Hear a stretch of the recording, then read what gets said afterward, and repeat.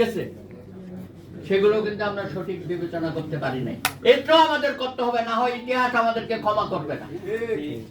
এর পরবর্তী পর্যায়ে আসেন 90 এর যোদ্ধারা আছে এখানে, তাদের ত্যাগ তিতিক্ষা, যারা নিহত হয়েছে, ডক্টর মিলন সহ অনেকেই আনাচে কানাচে, তাদের ব্যাপারটাও আমাদের সামনে নিয়ে আসতে হবে। শুধু এই জুলাই গণ অভ্যুত্থানের শহীদদের নিয়ে মাতামাতি করলে অন্যদের প্রতি অশ্রদ্ধা জানানো হয় আমি মনে করি। সুতরাং সকলকেই আমাদেরকে যোদ্ধা হিসাবে সামনের কাতারে নিয়ে আসতে হবে, স্বীকৃতি দিতে হবে।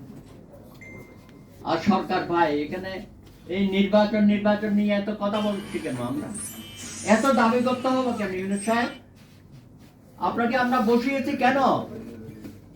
দেশের একটা ক্রান্তিকালে সকলে মিলে আপনাকে আমরা সমর্থন দিয়েছি, আর আপনি বলে বসলেন যে ছাত্ররা আমাকে বসিয়েছে, ওরা কি আমার নিয়োগদাতা। আবার নিয়োগটা কোথায় গিয়ে বললেন আরেকজন মাস্টার মাইন্ড।